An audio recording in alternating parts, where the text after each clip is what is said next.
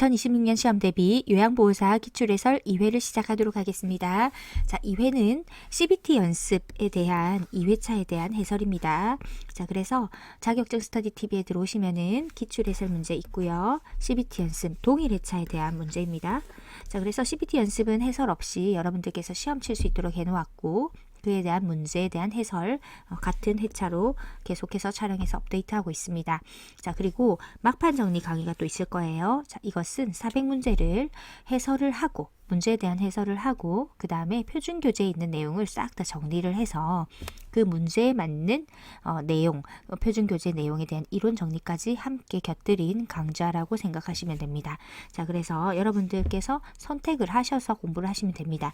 그러면 기출 해설과 막판 정리의 차이는, 기출 해설에서는 이제 표준 교재 내용은 빠져 있다는 것, 이것이 차이가 되겠습니다. 해설만 있고 교재 내용은 없고, 그리고 막판 정리에 보면은 표준 교재 내용까지 정리되어 있다는 것, 차이가 있습니다. 참고하셔서 여러분들의 상황에 맞춰서 공부하시면 좋겠습니다. 자, 이제 시작하겠습니다. 1번, 노년기를 건강하게 보내는 방법으로 적절한 것은 1. 영양보조제에 의존한다. 2. 혼자 보내는 시간을 늘린다. 3. 정기적으로 건강검진을 받는다. 4. 가공식품 위주로 식단을 구성한다. 5. 매시간 고강도 운동으로 체력을 증진한다. 답은 3번 정기적으로 건강검진을 받는다 입니다. 자, 틀린 이유는 이렇게 표시를 해놨습니다. 영양보조제에 의존한다, 늘린다, 이런 거 다 틀렸죠. 가공식품 위주로 식단 구성하시면 안 되고, 건강한 식단으로 구성해서 식사하셔야 되고, 매시간 고강도 운동, 자, 노년기에 맞지 않는 운동입니다. 이렇게 틀린 부분을 체크를 해 놓았습니다. 2번 노년기의 신체적 특성으로 옳은 것은 1. 순발력이 향상된다. 2. 면역능력이 향상된다. 3. 질병 회복 속도가 빠르다. 4. 일상생활 수행 능력이 향상된다.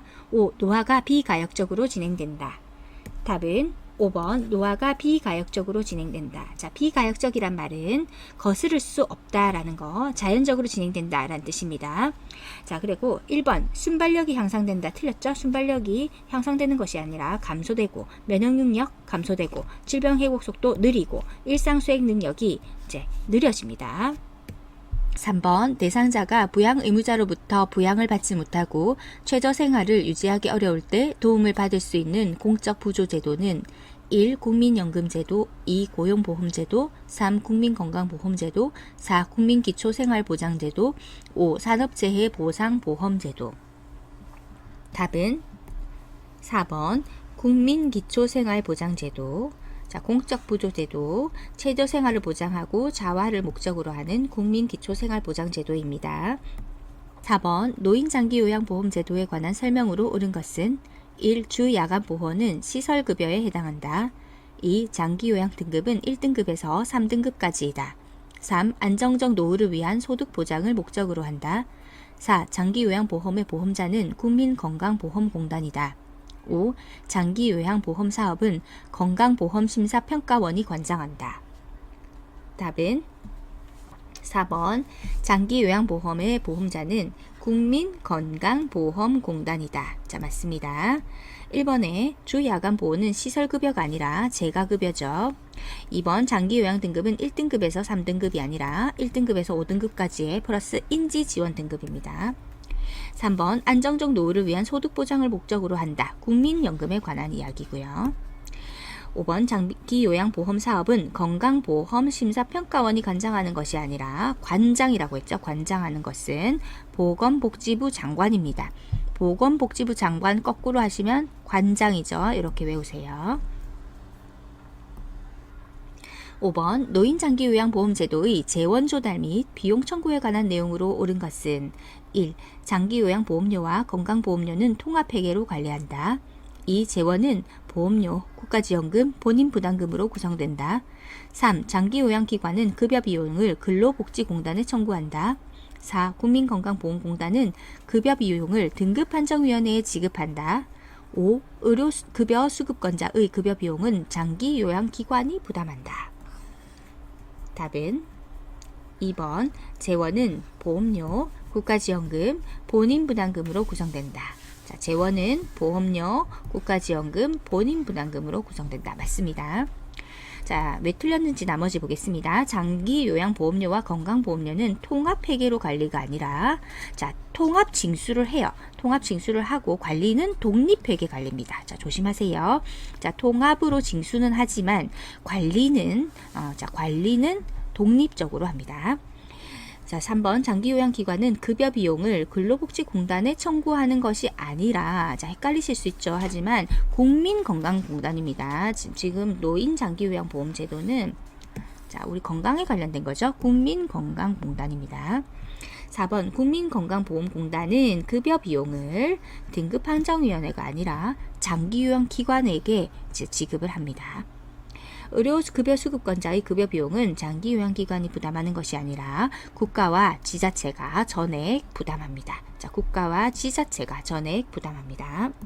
6번 노인장기요양보험 표준 서비스 중 일상생활 지원 서비스 내용에 해당하는 것은 1. 세탁, 2. 체위 변경, 3. 편지 대필, 4. 병원 동행, 5. 의사소통 도움.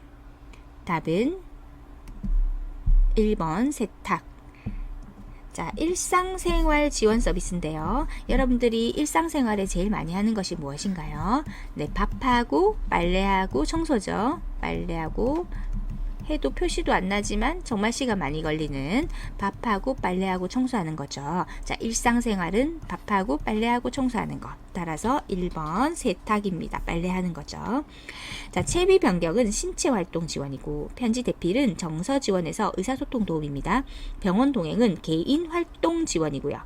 자, 세 가지를 정리를 해놨는데 신체활동 지원 서비스는 말 그대로 신체와 신체가 부딪힌다 생각하시면 됩니다. 세면 도움, 구강청결 도움, 식사 도움, 몸단장, 옷 갈아입기 도움, 머리 감기 도움, 몸 씻기 도움, 화장실 이용하기, 그리고 이동 도움, 체위 변경, 신체 기능의 유지 및 증진. 자, 다 신체와 신체가 이제 맞부딪혀서 이렇게 해야 되는 것들이죠. 자, 그리고 개인활동 지원 서비스 보겠습니다. 개인활동은 바깥으로 이제 개인이 활동을 하는 것이다 생각하시면 되겠습니다. 외출 시 동행, 장보기, 산책, 은행, 관공서, 병원 등 방문 시 부축하거나 동행하는 것. 이때 차량 이용을 포함합니다. 그리고 책임 기간까지도 다 포함을 하는 것입니다. 개인적인 활동을 지원해준다. 자, 일상생활, 자, 밥하고 청소하고 빨래하는 거, 지원 서비스, 식사 준비, 청소 및 주변 정돈, 세탁이죠. 세부 내용을 보시면 수급자를 위한 음식물 조리, 자, 밥하는 거죠. 설거지, 밥하는 것의 일종이죠. 뭐 또 주변 정돈도 되고요. 주방 정리, 청소 및 주변 정리, 정돈, 그리고 의복 관리 및 오복 세탁 및 관리 등 일상생활 지원 서비스에 해당합니다.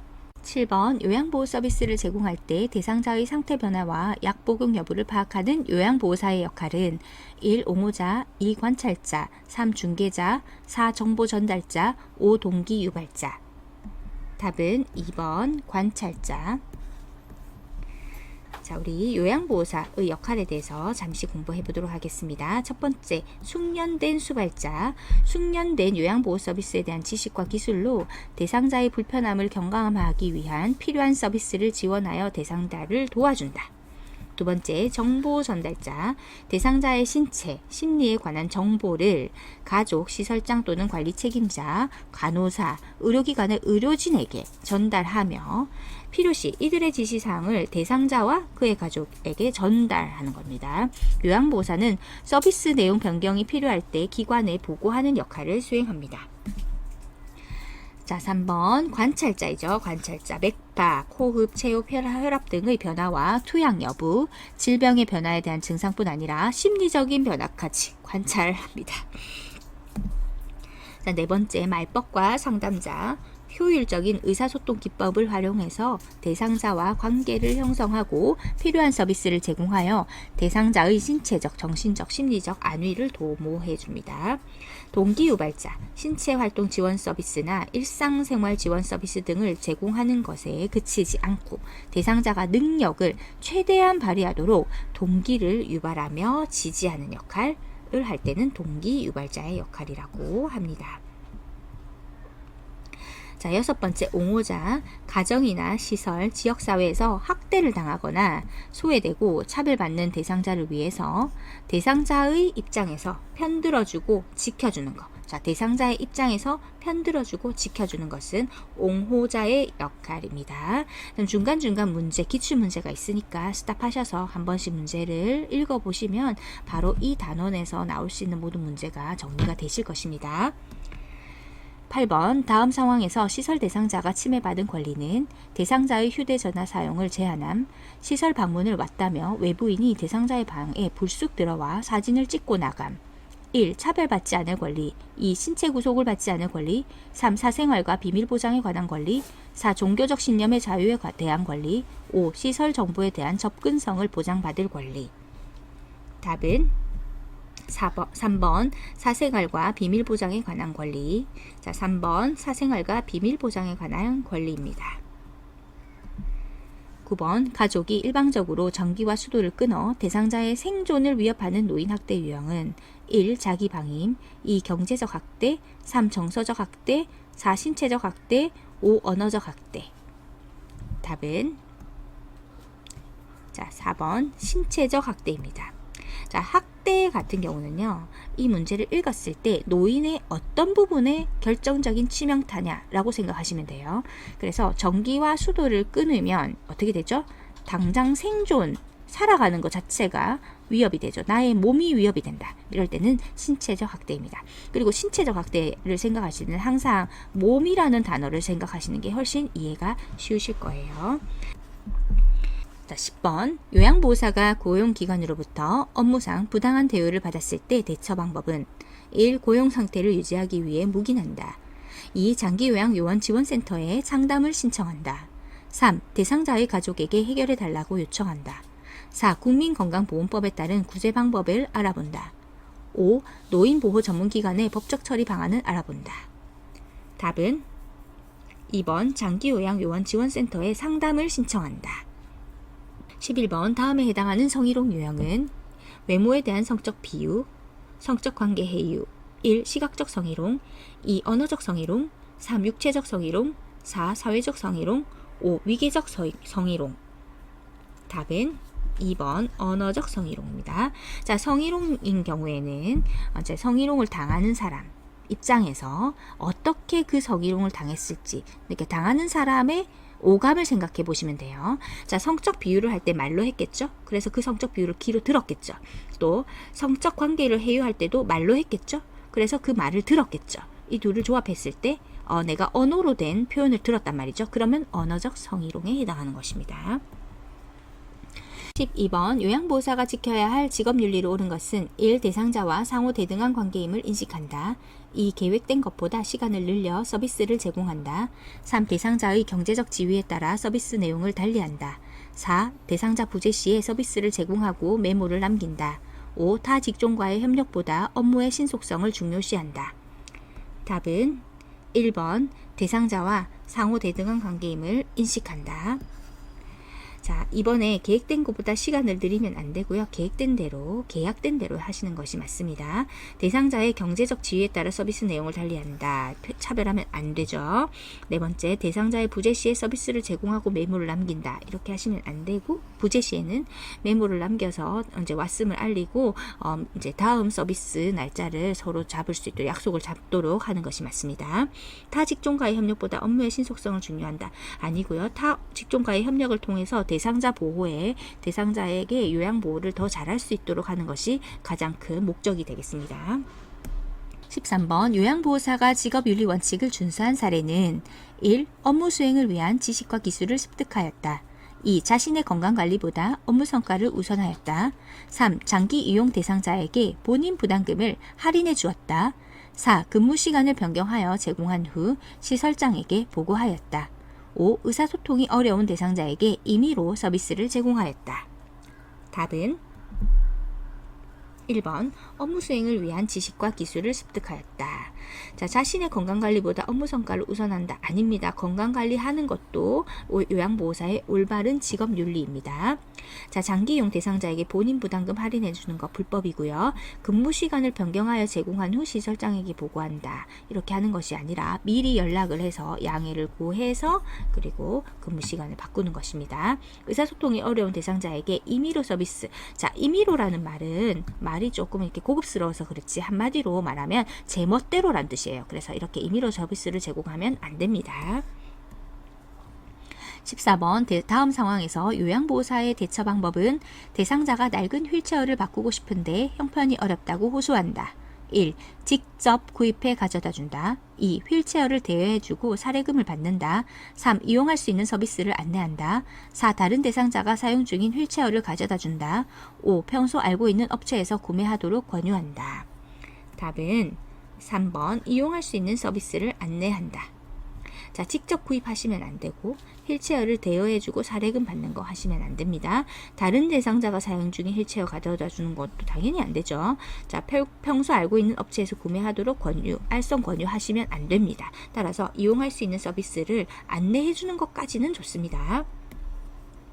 15번 다음 상황에서 요양보호사의 대처 방법은 동료 요양보호사가 개인적인 용무가 있을 때마다 서비스를 대신 제공해 줄 것을 요청한다. 1. 고민해 보겠다고 하며 대답을 피한다. 2. 직업윤리에 위배된다며 거절한다. 3. 다른 동료 요양보호사를 연결해 준다. 4. 동료 요양보호사에게 별도의 수고비를 요구한다. 5. 개인적인 용무가 있을 때마다 서로의 부탁을 들어주자고 한다. 자, 답은 2번 직업윤리에 위배된다며 거절한다. 16번 대상자의 체위를 변경하다가 손목을 삐어서 통증이 있을 때 초기 관리 방법으로 옳은 것은 1. 손목을 강하게 털어준다. 2. 손목을 심장보다 낮게 한다. 3. 손목 부위에 압박 분대를 감아준다. 4. 손상 직후 손목 부위에 온찜질을 한다. 5. 손목을 굽혔다 폈다 하면서 스트레칭을 한다. 답은 3번 손목 부위에 압박 분대를 감아준다. 자, 손목을 삐어 통증이 있을 때입니다. 그리고 초기 관리 방법입니다. 1번 보시면 손목을 강하게 털어준다 라고 했는데 통증이 있는 움직임으로 통증을 악화시킴으로 이렇게 강하게 털어주는 행위 하시면 안 되고요. 손목을 심장보다 낮게가 아니라 자, 위로 올려야 됩니다. 위로 올려서 부종을 줄여줘야 돼요. 그래서 부종을 줄이면 조직 손상이 감소되고 통증이 완화되기 때문입니다. 손상 직후 손목 부위에 온찜질 아니죠. 자, 냉찜질입니다. 조직 온도를 낮추어서 손상이 줄고 부종이 감소되기 때문에 초기 자, 손목을 굽혔다 폈다 하면서 스트레칭 하는 것, 즉 통증 있는 움직임을 피해야 되기 때문에 굽혔다 폈다 하면서 스트레칭 하는 거 하시면 안 됩니다. 7번 요양보호사의 결핵 감염 예방을 위한 방법으로 옳은 것은 1. 잠복 결핵 대상자와 접촉하지 않는다. 2. 3개월마다 결핵 진단 검사를 받는다. 3. 결핵 대상자가 입었던 옷은 속각한다. 4. 결핵 대상자를 돌보기 전 항바이러스제를 복용한다. 5. 결핵이 의심되는 대상자를 돌볼 때는 마스크와 장갑을 착용한다. 답은 5번 결핵이 의심되는 대상자를 돌볼 때는 마스크와 장갑을 착용한다. 맞습니다. 자, 1번에 잠복 결핵 대상자와 접촉하지 않는다. 틀렸는데, 자, 잠복 결핵 감염이 뭔지 한번 보겠습니다. 잠복 결핵 감염이라는 것은 결핵균이 우리 몸 안에 있어도 면역 기전에 의해서 억제되어 있어서 증상도 없고 건강한 상태입니다. 따라서 타인에게 감염시키지 않아요. 그런데 면역력이 저하되면은 발병을 하게 됩니다. 따라서 평소에 건강을 잘 관리하셔야 되고요. 자, 잠복 결핵 감염은 심한 피로나 스트레스, 무리한 체중 감량 등이 있으면 면역력 저하의 원인이 될 수 있어서 또 그렇게 되면 잠복 결핵 감염이 몸에서 이제 발병이 되게 됩니다. 자, 여기서 포인트는 잠복 결핵 대상자와 접촉하지 않는다 아니고요. 잠복 결핵 대상자하고는 접촉해도 됩니다. 18번 노화로 간 기능이 변화되어 나타날 수 있는 것은 1. 약물 대사 능력 감소, 2. 위산 분비 감소, 3. 지방 흡수 증가, 4. 타액 분비 증가, 5. 칼슘 흡수 증가. 답은 1번 약물 대사 능력 감소. 19번 설사를 하는 대상자를 돕는 방법으로 옳은 것은 1. 복근 강화 운동을 하게 한다. 2. 카페인 음료를 마시게 한다. 3. 우유 섭취량을 느리게 한다. 4. 고섬유직 음식 섭취를 제한한다. 5. 설사 초기부터 지사제를 복용하게 한다. 답은 4번 고섬유질 음식 섭취를 제한한다. 1번 노화에 따른 호흡기계 변화로 옳은 것은 1. 폐활량 증가, 2. 섬모 운동 증가, 3. 폐포의 탄력성 증가, 4. 기침 반사 감소, 5. 코 점막의 건조함 감소. 답은 4번 기침 반사 감소. 자, 나머지는 다 반대죠. 11번 적혈구 부족으로 몸에 필요한 산소를 충분히 공급하지 못하여 발생하는 질병은 1. 빈혈, 2. 정맥류, 3. 폐기종, 4. 혈전색전증, 5. 동맥경화증. 답은 1번 빈혈입니다. 22번 노화에 따른 근골격계 변화로 옳은 것은 1. 골반이 좁아진다. 2. 추간판이 얇아진다. 3. 근긴장도가 증가한다. 4. 인대의 탄력성이 증가한다. 5. 허리의 피하 지방이 감소한다. 답은 2번입니다. 추간판이 얇아진다. 자, 골반은 커지고요. 근긴장도가 저하됩니다. 인대의 탄력성은 줄어들어서 관절 운동이 제한됩니다. 허리의 피하 지방이 감소하는 게 아니고 늘어나죠. 자, 근긴장도는 운동을 할 때 근육이 펴지고 오므라드는 양과 정도입니다. 따라서 근긴장도가 저하되죠. 이제 노화가 되면은. 3번 전립선 비대증 대상자의 방광염 예방을 돕는 방법으로 옳은 것은 1. 유치 도뇨관을 삽입한다. 2. 골반 근육 강화 운동을 하게 한다. 3. 맥주를 마시게 하여 소변량을 증가시킨다. 4. 낮에는 시간을 정해 규칙적으로 배뇨하게 한다. 5. 식이섬유가 풍부한 음식을 섭취하게 한다. 답은 4번 낮에는 시간을 정해 규칙적으로 배뇨하게 한다. 자, 도뇨관을 이용한 소변 배출 잠시 보시면 너무 오랫동안 방광 안에 소변이 남아있으면 방광염이 생길 수 있으므로 일정 간격으로 빼줘야 합니다. 도뇨관을 이용해서 스스로 소변을 배출하는 방법은 의료기관에서 교육을 받으셔야 합니다.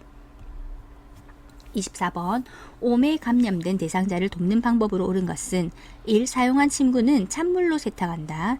2. 가려운 부위에만 연고를 도포한다. 3. 아침에 약을 바르고 잠자기 전에 씻어낸다. 4. 감염 부위를 만져서 열감이 있는지 확인한다. 5. 대상자의 동거 가족은 증상이 없어도 함께 치료받게 한다. 답은 5번 대상자의 동거 가족은 증상이 없어도 함께 치료받게 한다. 자, 왜냐하면 너무 전염성이 강하기 때문입니다. 자, 1번에 사용한 침구는 뜨거운 물로 세탁하셔야 되고 가려운 부위에만 국소적으로 바르는 것이 아니라 전신 독보하셔야 됩니다.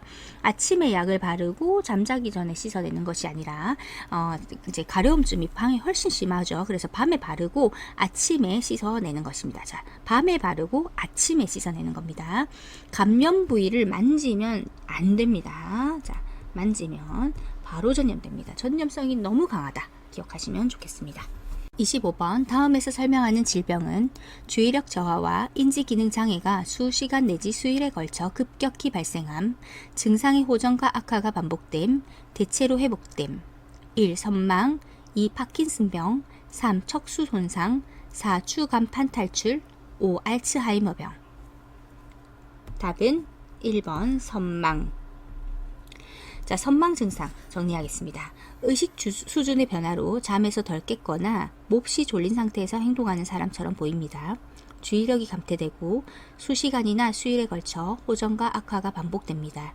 시간, 장소, 사람에 대한 진압력이 장애가 있고 인지장애, 초조, 지각장애, 그리고 편집, 망상, 정서 불안증, 불안정 정서가 나타납니다. 선망은 단독으로 발생하기도 하고 치매와 동반되어 나타나기도 합니다.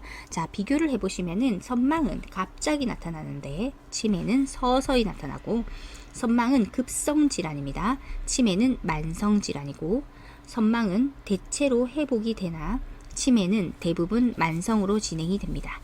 선망은 초기에 사람을 못 알아보죠. 치매는 나중에 사람을 못 알아봅니다. 선망은 신체 생리적 변화가 심하고 치매는 신체 생리적 변화는 적습니다. 선망은 의식적 변화가 있고 말기까지 치매 같은 경우는 의식적 변화는 적습니다. 자, 선망은 주의 집중력이 매우 떨어집니다. 치매는 주의 집중은 별로 떨어지지 않는다. 자, 상대적인 겁니다. 선망이랑 비교했을 때 선망은 수면 양상이 매우 불규칙하고 치매는 수면 양상은 개인별로 차이가 있다 라고 정리가 되어 있습니다. 그래서 선망과 치매의 비교를 꼭 해보시면 좋겠습니다. 26번 노화에 따른 시각계 변화로 옳은 것은 1. 눈부심이 증가한다. 2. 결막이 두꺼워진다. 3. 각막 반사가 증가한다. 4. 눈물의 양이 많아진다. 5. 동공의 크기가 커진다. 답은 1번 눈부심이 증가한다. 자, 이번에 결막이 두꺼워지는 것이 아니라 얇아집니다. 자, 결막이 얇아집니다. 세 번째, 각막 반사가 증가한다가 아니라 저하됩니다. 자, 결막은 얇아지고 각막 반사는 저하됩니다. 눈물의 양이 많아진다 아니고요. 감소되어서 그 결과 건조해지고 눈이 뻑뻑해집니다. 동공의 크기는 커진다 아닙니다. 우리 책에 지름이 줄어들어 20대보다 3분의 1 정도의 빛을 받아들인다. 따라서 밝은 곳을 좋아한다 라고 기술되어 있습니다. 27번 당뇨병 대상자의 발 관리 방법으로 옳은 것은 1. 발톱 양끝을 둥글게 자른다. 2. 티누는 손톱깎이로 잘라낸다. 3. 뜨거운 물로 자주 족욕을 한다. 4. 발가락이 노출되지 않게 양말을 신는다. 5. 발을 씻은 후 발가락 사이에 물기를 남겨 습기를 유지한다. 답은 4번 발가락이 노출되지 않게 양말을 신는다. 자, 발톱 양끝을 둥글게가 아니라 일자로 자르고요. 자, 발을 씻은 후 발가락 사이에 물기를 남겨 습기를 유지하는 것이 아니라 말려줍니다. 말리기. 28번 우울증 대상자를 돕는 방법으로 옳은 것은 1. 사회적 활동을 줄이게 한다. 2. 햇볕을 쬐며 걷기 운동을 하게 한다. 3. 곧 괜찮아질 것이라고 위로한다. 4. 대상자의 감정 표현을 자제하게 한다. 5. 항우울제 용량을 늘려야 한다고 말한다. 답은 2번 햇볕을 쬐며 걷기 운동을 하게 한다. 자, 1번의 사회적 활동을 줄이면 안 되죠. 그리고 곧 괜찮아질 것이라고 어설프게 위로하는 것 안 됩니다. 자, 감정 표현 자제하게 하는 것이 아니라 충분히 공감해주고 들어줘야 되고 항우울제 용량을 늘려야 한다라는 이런 얘기는 아무런 도움이 되지 않습니다. 노인에게 권장되는 영양관리 방법으로 옳은 것은 1. 수분 섭취를 제한한다. 2. 간헐적으로 단식을 한다. 3. 단순당이 많은 음식을 선택하여 섭취한다. 4. 1일 에너지 필요량 이상의 칼로리를 섭취한다. 5. 고기, 생선, 달걀, 콩 중에 하나 이상을 매일 섭취한다. 답은 5번 고기, 생선, 달걀, 콩 중에 하나 이상을 매일 섭취한다. 맞습니다. 4번에 보시면 1일 에너지 필요량 이상의 칼로리 아닙니다. 균형과 절제의 식습관이 필요합니다. 30번 노인의 운동관리 방법으로 옳은 것은 1. 준비 운동을 생략하고 본 운동을 시작한다. 2. 방향을 빠르게 전환하는 운동을 한다. 3. 개인의 능력보다 높은 수준의 운동을 한다. 4. 최대 운동 능력으로 끌어올리기 위해 휴식을 취하지 않는다. 5. 낮은 강도로 운동을 시작하고 상태를 보면서 점차 강도를 높인다. 답은 5번 낮은 강도로 운동을 시작하고 상태를 보면서 점차 강도를 높인다. 자, 맞습니다. 1번에 준비 운동을 생략하고 아니고요. 적어도 10분 이상 준비 운동 하셔야 되고 방향을 빠르게 전환 이런 것들은 위험하죠. 자, 개인의 능력보다 높은 수준이 아니라 개인의 능력에 맞는. 그리고 4번 최대 운동 능력으로 끌어올리기 위해 휴식을 취하지 않는다 아니고요. 중간중간 휴식하기라고 되어 있습니다. 31번 65세 이상 노인에게 권장되는 예방접종에 관한 설명으로 옳은 것은 1. 폐렴구균은 매년 1회 접종한다. 2. 인플루엔자는 매년 2회 접종한다. 3. 백일해는 10년마다 접종한다. 4. 파상풍은 1회 접종했다면 10년마다 추가로 접종한다. 5. 대상포진은 과거에 홍역을 앓았다면 접종할 필요가 없다. 답은 4번 파상풍은 1회 접종했다면 10년마다 추가로 접종한다. 맞습니다. 자, 예방접종은 계속 헷갈리시지 않나요? 그래서 처음에 제대로 외워주시는 게 중요합니다. 자, 파상풍은 1회 접종했다면 10년마다 추가로 접종합니다. 자, 1번의 폐렴교균은 매년 1회인데 65세 이상은 1에서 2회 접종하시고요. 50에서 59세는 위험군에 한해서 1회에서 1회 접종을 하는 겁니다. 자, 인플루엔자는 매년 1회 접종하고 100일해는 1회 접종했다면 10년마다 추가로 접종한다. 자, 파상풍하고 똑같습니다. 자, 10년마다 접종한다. 이렇게 지문하시면 안 되고 1회 접종했다면 추가로 10년마다 접종을 하는 겁니다.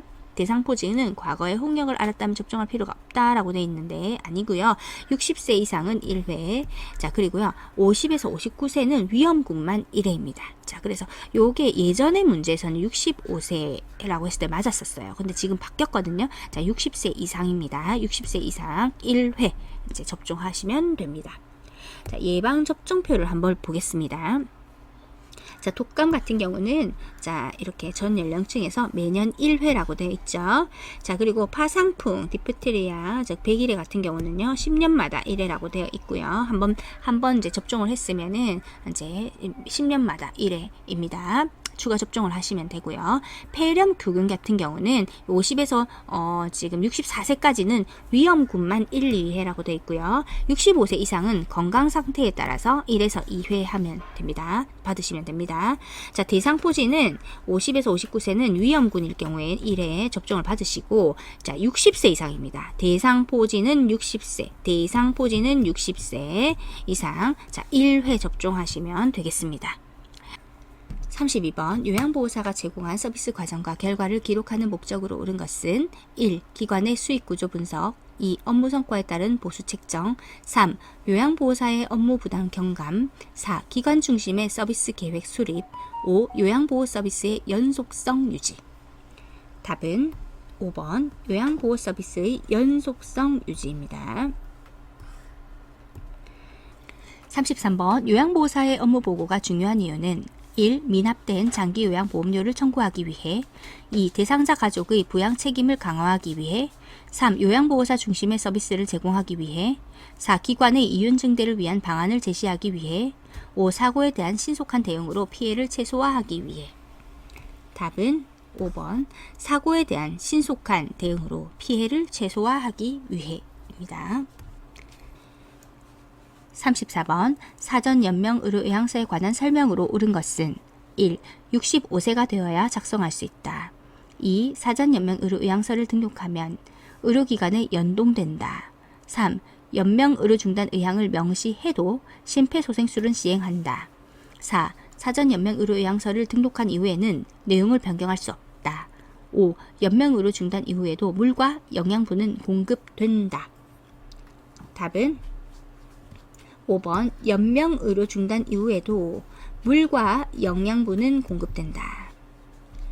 자, 연명 의료에 대해서 먼저 보고 오답을 보겠습니다. 연명 의료라는 것은 임종 과정에 있는 환자에게 하는 심폐소생술, 혈액 투석, 항암제 투여, 인공호흡기 착용 등 치료 효과 없이 임종 과정의 기간만을 연장하는 의학적 시술을 뜻합니다.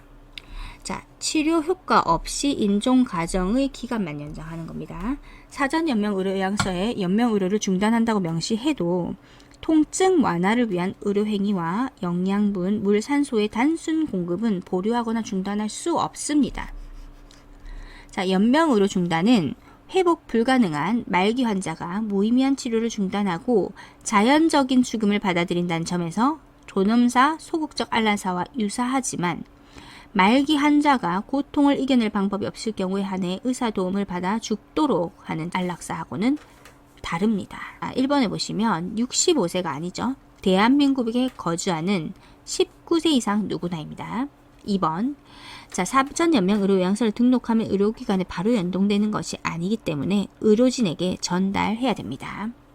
3번 연명의료 중단 의향을 명시해도 심폐소생술은 시행한다. 지금 심폐소생술 역시 치료 효과 없이 임종 과정의 기간만 늘리는 것이죠. 그래서 심폐소생술 시행하지 않습니다. 사전 연명 의료 요양서를 등록한 이후에 언제든지 내용을 변경할 수가 있어요. 자, 등록 기간을 통해 작성된 등록된 사전 연명 의료 요양서만이 법적 효력을 인정받을 수 있고요. 자, 연명 의료 중단에 대한 의향을 서면으로 표시했더라도 언제든지 그 내용을 변경하거나 철회하는 것은 가능합니다. 자, 꼭 기억해 두세요. 35번 다음에 해당하는 임종 적응 단계는 자신의 병을 인식하면서도 이를 사실로 받아들이려 하지 않음, 진단이 틀렸다는 생각으로 여러 병원을 다니며 진료를 받음, 1. 부정, 2. 분노, 3. 타협, 4. 우울, 5. 수용. 답은 1번 부정. 36번 입맛이 없는 대상자의 식사를 돕는 방법으로 옳은 것은 1. 혼자서 조용히 식사하게 한다. 2. 가벼운 운동을 한 후 식사하게 한다. 3. 감칠맛 나는 단 음식 위주로 제공한다. 4. 비슷한 색깔의 여러 가지 반찬을 제공한다. 5. 반찬을 모두 잘게 썰어 먹기 좋게 제공한다. 답은 2번 가벼운 운동을 한 후 식사하게 한다. 자, 1번에 혼자서 식사하는 것 좋지 않습니다. 준비부터 섭취까지 모든 과정을 도와줘야 되고요. 감칠맛 나는 단 음식 위주 좋지 않겠고, 자, 4번에 비슷한 색깔이 아니라 다양한 음식을 조금씩 또 색깔을 보기 좋게 조금씩 여러 가지 반찬을 제공하는 것이 좋겠습니다. 37번 치매 대상자의 식사를 돕는 방법으로 옳은 것은 1. 대상자와 함께 생선 가시를 바른다. 2. 투명한 유리 접시에 음식을 담아준다.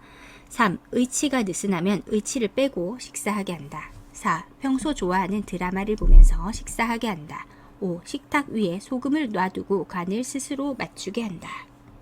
답은 3번 의치가 느슨하면 의치를 빼고 식사하게 한다. 맞습니다. 자, 왜냐하면 기도로 넘어갈 수 있기 때문입니다. 1번에 대상자와 함께 생선가시를 바른다. 참 좋아 보이죠. 하지만 이렇게 하시는 게 아니라 치매 대상자는 미리 가시나 뼈를 제거해서 식사를 이제 도와줘야 됩니다. 투명한 유리 접시가 아니라 색깔 있는 플라스틱 제품이 좋고요.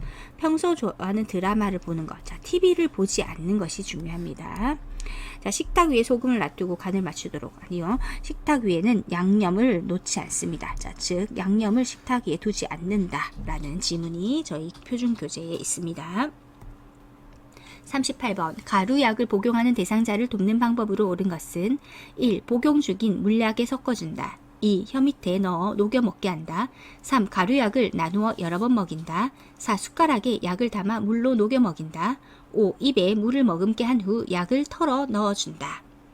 답은 4번 숟가락에 약을 담아 물로 녹여 먹인다. 옳은 방법입니다. 자, 가루약은 숟가락을 사용하여 약간의 물에 녹인 후 투약하거나 바늘을 제거한 주사기, 무침 주사기를 이용해서 녹인 가루약을 흡인하여 입 안으로 조금씩 주입합니다. 2025년에 이제 2월 달부터는 다시 투약에 대한 내용이 시험에 나오게 됩니다. 그래서 2025년 2월 이후에 치시는 분들은 예전에 시험 CBT 시험으로 전환되기 전에 나왔던 투약 여부에 대한 문제들을 다 같이 또 그대로 보셔야 돼요. 그 내용들이 그대로 복원이 되었다고 보시면 되겠습니다. 자, 그래서 이제 투약 부분은 우리가 상식적으로 다 이제 기출 문제 정도는 다 보시고 들어가시는 게 좋겠습니다. 39번 물약을 복용하는 대상자를 돕는 방법으로 옳은 것은 1. 약병 뚜껑의 안쪽이 위를 향하도록 바닥에 놓는다. 2. 색이 변한 물약은 흔들어 섞어 먹인다. 3. 계량컵을 바닥에 내려놓고 물약을 따른다. 4. 물약을 따른 후 손으로 약병 입구를 닦는다. 5. 약병 라벨이 붙은 쪽으로 물약을 따른다. 답은 1번입니다. 약병 뚜껑의 안쪽이 위를 향하도록 바닥에 놓습니다. 2번에 색이 변한 물약은 흔들어 섞어서 먹이는 게 아니라 바로 버리셔야 되고요. 계량컵을 바닥에 내려놓고 물약을 따르는 것이 아니라 계량컵을 눈높이로 들고 물약을 따릅니다. 자, 네 번째 물약을 따른 후에는 손으로 아니죠. 자, 손으로 닦으면 이제 위생적이지 못합니다. 5번 약병 라벨이 붙은 쪽으로 물약을 따르는 것이 아니라 라벨이 있는 쪽이 있고 라벨이 없는 쪽이 있잖아요. 라벨이 젖기 때문에 라벨이 젖지 않도록 라벨의 반대쪽 방향으로 용액을 따릅니다. 자, 물약을 보시면 물약은 뚜껑을 열어 뚜껑의 위가 바닥으로 가도록 놓고 계량컵을 눈높이로 들고 처방된 양만큼 따른 후 대상자에게 투약합니다. 약을 따르기 전에 약물을 흔들어 섞고 색이 변화했거나 혼탁한 약물은 버립니다. 라벨이 젖지 않도록 용액병의 라벨이 붙은 쪽을 잡고 라벨의 반대쪽 방향으로 용액을 따릅니다. 병뚜껑을 닫기 전에 입구를 깨끗이 닦습니다. 근데 아까 손으로 닦는다 했는데 손으로가 틀렸습니다.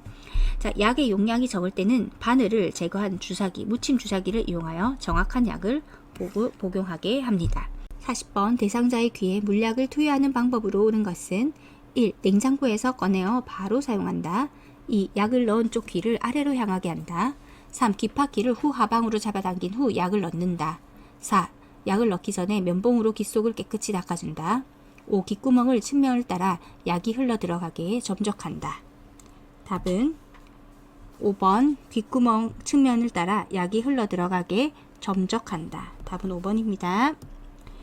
자, 1번 냉장고에서 꺼내서 바로 사용하면 너무 차갑기 때문에 구토나 오심 일어날 수 있고요. 2번 약을 넣은 쪽 귀를 아래로 향하는 것이 아니라 위로 향하게 해야 되죠. 귓방귀를 후 하방이 아니라 후 상방으로 잡아당긴 후입니다. 자, 네 번째, 약을 넣기 전에 면봉으로 귀 속을 닦는 것이 아니라 귓바퀴와 외이도를 닦아야 합니다. 자, 41번 휠체어를 사용하는 왼쪽 편마비 대상자의 화장실 이용을 돕는 방법으로 옳은 것은 1. 화장실 밖에 응급배를 설치한다. 2. 휠체어에 걸터 함께한 후 이동시킨다. 3. 배뇨 후 도움이 필요한 부분을 도와준다. 4. 화장실 앞에 화분을 놓아 화장실 위치를 표시한다. 5. 침대에서 휠체어로 옮길 때 대상자의 위쪽에 휠체어를 놓는다. 답은 3번입니다. 배뇨 후 도움이 필요한 부분을 도와준다. 자, 1번에 화장실 밖에 아니고요. 대상자 근처나 화장실 안입니다. 안에 응급벨이 있어야 되고 휠체어에 걸터 함께한 후 아주 위험합니다. 자, 깊숙이 앉혀야 됩니다. 화장실까지 거리가 얼마 되지 않는다고 해서 휠체어에 제대로 앉지 않고 걸터 앉으면 미끄러져서 넘어질 수 있으므로 매우 위험합니다. 4번 화장실 앞에 화분을 놓으면 걸려 넘어질 수 있겠고요. 침대에서 휠체어로 옮길 때 자, 대상자의 왼쪽에 휠체어를 놓는다 라고 했는데 자, 왼쪽 편마비 대상자이기 때문에 마비 환자의 경우에는 건강한 쪽에 휠체어를 두고 침대 난간을 빈틈없이 붙이거나 30에서 45도씨 비스듬히 붙이는 거예요. 따라서 건강한 쪽이 어디죠? 왼쪽이 아니라 오른쪽이죠. 오른쪽에 휠체어를 놓아야 합니다. 마비 대상자를 침상에서 이제 휠체어로 옮기는 것을 우리 한번 보도록 하겠습니다. 첫째, 침상 옆에 비스듬히 붙이기, 휠체어를 붙입니다. 자, 30에서 45도 각도죠. 두 번째, 마비 대상자의 팔 다리를 모읍니다. 자, 팔 다리를 모아주고요. 세 번째, 침상 끝으로 이동을 시킵니다. 그리고 네 번째, 침상 가장자리에 걸터 앉힙니다. 다섯 번째, 두 발이 바닥에 닿게 합니다. 다섯 번째, 여섯 번째죠. 감싸 안습니다. 감싸 안아가지고, 자, 일곱 번째, 일으켜 세웁니다. 감싸 안아서 일으켜 세우고, 그리고, 자, 몸을 회전을 해서, 그렇죠? 이렇게 회전을 해서 휠체어에 앉혀야 되겠죠? 자, 그래서 회전시켜서 휠체어에 앉힙니다. 그리고 아홉 번째, 휠체어에 깊숙이 앉혀야 됩니다. 걸터 앉게 하면 안 되죠. 자, 그리고 마지막 발 받침대에 발을 올립니다. 42번 침대에 누워 지내는 대상자의 침상 배설을 돕는 방법으로 옳은 것은 1. 복부를 시계 방향으로 마사지한다. 2. 배변 후 물 휴지로 닦고 바로 옷을 입힌다. 3. 침상 발치를 올려 배변하기 쉬운 자세가 되게 한다. 4. 찬 수건으로 항문 주위를 닦아주어 변이를 자극한다. 5. 변이를 호소하면 한두 번 참게 한 후 변기를 대어준다. 답은 1번 복부를 시계 방향으로 마사지합니다.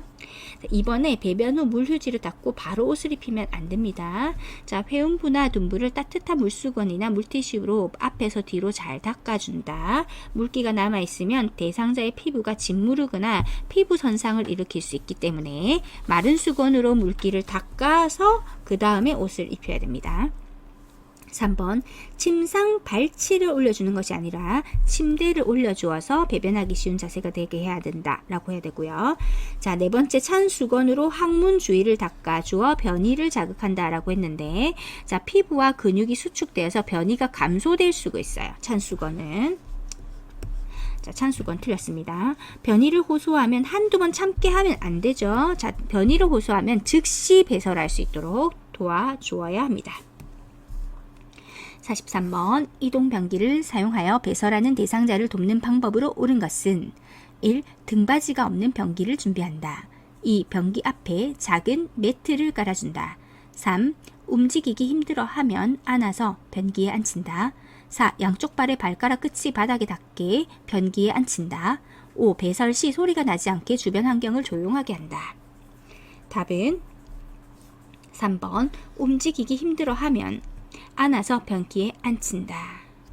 자, 1번 등받이가 없는이 아니라, 자, 이동변기는 편안히 오랫동안 앉아 있을 수 있도록 팔걸이하고 등받이가 있어야 합니다. 자, 팔걸이와 등받이가 있어야 합니다. 자, 변기 앞에 매트를 깔아주는 게 아니라 안전을 위해 변기 밑에 미끄럼 방지 매트를 깔아줘서 앉을 때 움직임이 없도록 해주는 것입니다. 4번 양쪽 발의 발가락 끝 아니고요. 두 발이 바닥에 다 닿게 합니다. 5번째 배설 시 소리가 나지 않게 주변 환경을 조용하게 하면은 이렇게 되게 민망할 수 있잖아요. 그죠? 그래서 화장지를 변기 안에 깔아주거나 또는 음악을 틀어주어서 배설 시 나는 소리가 잘 들리지 않게 배려하는 것입니다. 4번 기저귀를 사용하는 대상자를 돕는 방법으로 옳은 것은 1. 하루에 3번 기저귀를 갈아준다. 2. 둔부의 피부색과 상처 유무를 살핀다. 3. 둔부에 발적이 있으면 연고를 발라준다. 4. 냄새가 새지 않게 기저귀를 단단히 조여준다. 5. 바지를 내린 후 면덮개를 덮고 기저귀를 갈아준다. 답은 2번 둔부의 피부색과 상처 유무를 살핀다. 맞습니다. 1번 하루에 3번 기저귀를 아니고요. 3번 기저귀가 아니라 자주 갈아주어 습하지 않도록 하셔야 되고, 3번 둔부에 발적이 있으면 연고를 발라준다. 자, 발적과 욕창이 있는지 주의 깊게 이제 기저귀를 가실 때 살펴봐야 되는데, 만약 이제 발적이나 욕창이 있다라고 하면 바로 보고를 하셔야 되고요. 임의로 이렇게 연고를 발라주는 의료행위를 하시면 안 됩니다. 자, 4번 냄새가 새지 않게 기저귀를 단단히 조여준다. 자, 옳지 않고요. 5번 바지를 내린 후 면덮개를 덮고 기저귀를 갈아준다. 자, 순서가 이렇게 되는 것이 아니라 면덮개의 밑에서, 자, 덮개를 덮어서 수치심을 이제 안 보이게 해야 되니까 면덮개 밑에서 윗옷을 허리까지 올리고 바지를 내리고 그 다음 기저귀를 갈아주는 것입니다. 45번 유치도뇨관을 삽입하고 있는 대상자를 돕는 방법으로 옳은 것은 1. 소변이 새면 유치도뇨관을 제거한다. 2. 산책하는 동안에는 연결관을 잠가둔다. 3. 수분 섭취를 제한하여 배뇨량을 조절한다. 4. 연결관이 빠지지 않도록 침상에 누워있게 한다. 5. 소변 주머니를 비운 후 배출구를 알코올 솜으로 닦는다. 답은 5번 소변 주머니를 비운 후 배출구를 알코올 솜으로 닦는다. 옳은 지문입니다. 1번 소변이 새면 유치도뇨관을 제거하면 안 되고요. 산책하는 동안에 연결관 담가주는 것이 아니라 자유롭게 산책할 수 있습니다. 수분 섭취는요, 금기사항이 없는 한 수분 섭취를 권장합니다. 자, 수분은 금기사항이 없는 한 권장사항입니다. 연결관이 빠지지 않도록 침상에 누워있게 하면 안 되고요. 일상생활을 살 수 있다고 얘기해 주셔야 합니다. 자, 요양보호사는 유치도뇨관의 교환, 삽입, 방광, 세척 등은 절대로 하지 않습니다. 의료행위입니다. 그래서 1번 같은 경우 소변이 새면 유치도뇨관을 제거한다. 틀린 지문이 되는 것입니다. 유치도뇨관을 삽입하고 있어도 침대에서 자유로이 움직일 수 있으며 보행도 할 수 있음을 대상자에게 충분히 알려주셔야 됩니다. 자, 지금 유치도뇨관 삽입 대상자 이동인데요. 소변 주머니는 반드시 아랫배보다 밑으로 가 있죠. 지금 밑으로 가도록 들어야 합니다. 자, 소변 주머니 비우기 잠시 보겠습니다. 소변 배출구를 열고요. 소변기에 소변을 받죠. 이렇게 합니다. 그 다음에 소변을 비우고 배출구를 잠근 후 알코올 솜으로 닦습니다. 알코올 솜으로 닦습니다. 그리고 소변 배출구를 제자리에 꽂는다. 자, 소변 주머니 비우기 순서입니다. 46번 대상자의 머리를 감기는 방법으로 옳은 것은 1. 저녁 식사 후에 감긴다. 2. 두피를 손가락 끝으로 마사지한다. 3. 모발 끝에서 두피 쪽으로 빗질한다. 4. 10도씨 정도의 물로 감긴다. 5. 두피에 염증이 있으면 두피 보호제를 바른다. 자, 답은 2번 두피를 손가락 끝으로 마사지한다. 맞습니다. 1번에 저녁 식사 후 감긴다. 자, 식사 후가 틀렸어요. 자, 공복이나 식후는 피하고 추울 때는 따뜻한 낮 시간대를 이용합니다. 자, 세 번째 모발 끝에서 두피 쪽으로 빗질. 자, 빗질은요. 자, 한 손은 모발을 잡고 다른 한 손으로 두피에서부터 모발 끝 쪽이죠. 자, 두피에서 모발 끝 쪽으로 빗습니다. 자, 10도씨는 너무 차갑겠죠. 그래서 35도씨 정도의 따뜻한 물로 머리를 적십니다. 샤워기의 물 온도가 일정한지 살핀 뒤 수급자의 손등에 대어주어서 온도가 적당한지 확인합니다. 수급자의 손등에 대어줍니다. 자, 다섯 번째 두피에 염증이 있으면은 두피 보호제를 바른다 라고 되어 있는데, 자, 건조 머리 손질 시 뒷머리까지 충분히 건조되었는지 확인하고, 그리고 관리 중에 두발이나 두피에 상처나 염증이 생기지 않았는지 살펴본다 라고 되어 있습니다. 살펴본다까지입니다.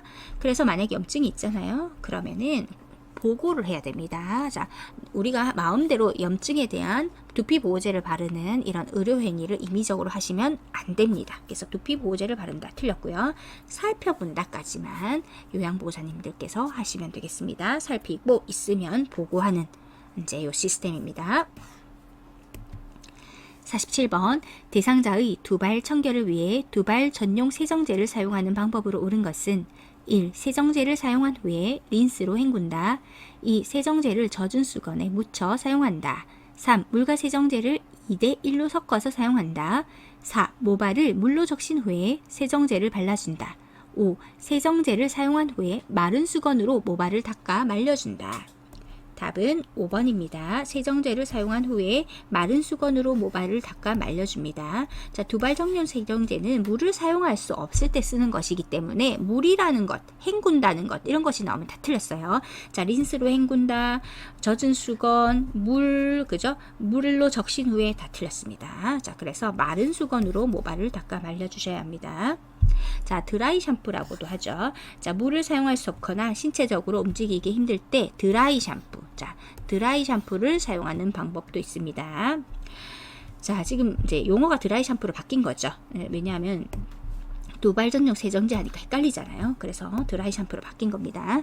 드라이 샴푸는 물 없이 머리를 감을 수 있도록 고안된 제품으로 어떤 상황에서나 즉시 사용 가능하고 물 없이도 머리카락을 청결을 유지할 수 있습니다. 자, 머리카락이 충분히 적셔지도록 드라이 샴푸를 바른 후 거품이 나도록 머리를 마사지한 다음에 마른 수건으로 닦아냅니다. 48번 대상자의 발을 청결하게 관리하는 방법으로 옳은 것은 1. 두꺼워진 발톱은 식초물에 오래 담갔다가 자른다. 2. 오일이나 로션을 주기적으로 발라준다. 3. 무좀을 예방하기 위해 모직 양말을 신긴다. 4. 발톱 주위에 염증이 있으면 소독한 후에 씻긴다. 5. 각질이 생기지 않도록 피부를 건조하게 유지한다.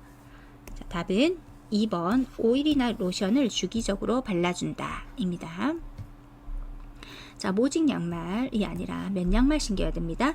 자, 발톱 주위에 염증이 있으면 소독한 후 씻긴다. 자, 이렇게 염증이 있으면 이제 소독하고 씻기고 이런 행위 하시면 안 됩니다. 자, 손톱이나 발톱이 살 안쪽으로 심하게 파고들었거나 발톱 주위에 염증이나 감염 등 이상이 있는지 살펴본다까지 하시는 거예요. 자, 이렇게 해서 이런 현상이 있으면은 보고를 하시면 됩니다.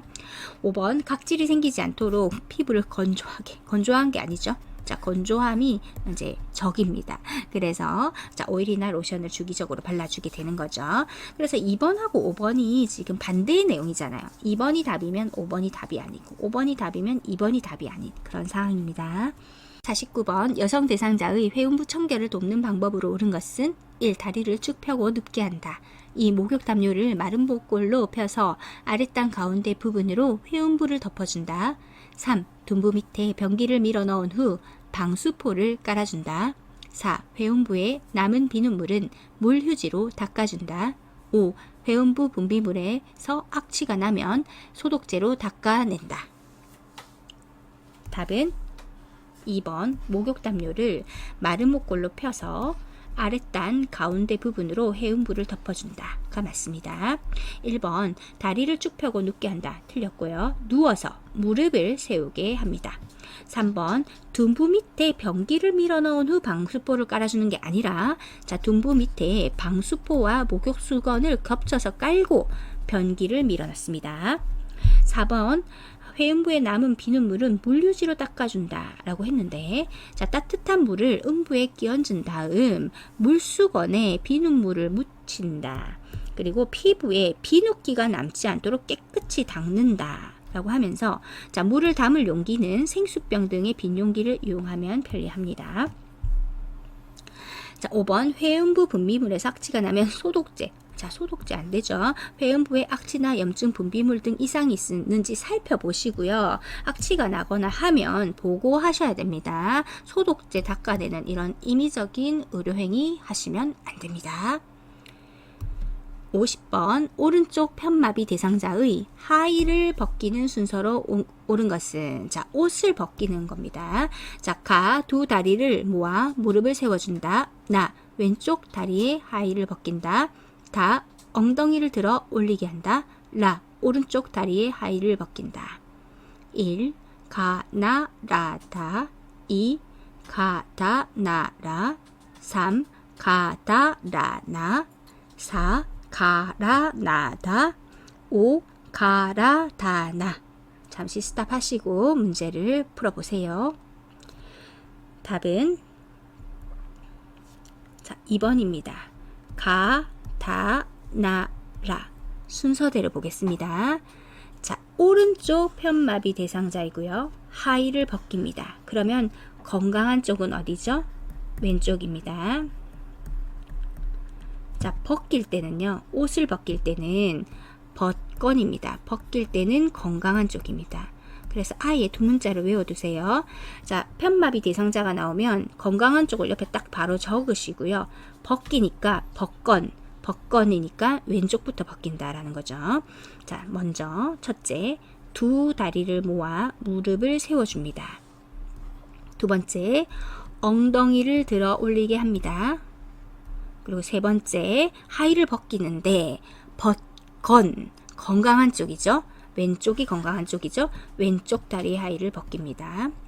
그 다음에 자 나머지 마비된 쪽 오른쪽 다리의 하의를 벗깁니다. 자 먼저 다리를 모아서 무릎을 세운 다음 두 번째 엉덩이를 들어 올리고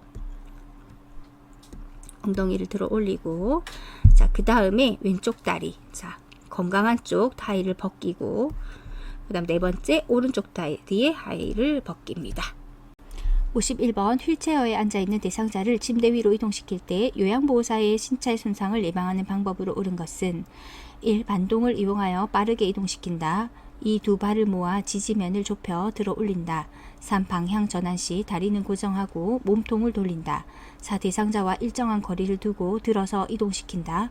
5. 무릎을 굽히고 몸의 무게중심을 낮추어 이동시킨다. 답은 5번 무릎을 굽히고 몸의 무게중심을 낮추어 이동시킨다. 자 골반이 안정됩니다. 자 1번에 보시면 반동을 이용하여 빠르게가 아니라 갑작스러운 동작을 피해야 됩니다. 2번 두 발을 모아 지지면을 좁혀 이 부분이 틀렸죠. 안정성과 균형을 위해서 발을 적당히 벌리고 서서 한 발은 다른 한 발보다 약간 앞에 놓아서 지지면을 넓힙니다. 3번 방향 전환 시 다리는 고정하고 몸통을 돌린다 아니고요. 자 다리 근육을 이용하셔야 됩니다. 4번 대상자와 일정한 거리를 두고 이렇게 되면 더 위험해집니다. 자 그래서 몸 가까이에 두고 이동을 해야 되겠습니다. 52번 다음 그림에서 등과 넙다리 근육의 휴식을 위해 타월이나 베개를 받쳐주는 위치로 옳은 것은 자 그림을 한번 보시고요. 답은 1번입니다. 자, 그림의 위치는 엎드린 자세인데 복위, 엎드릴 복자를 써서 복위라고도 합니다.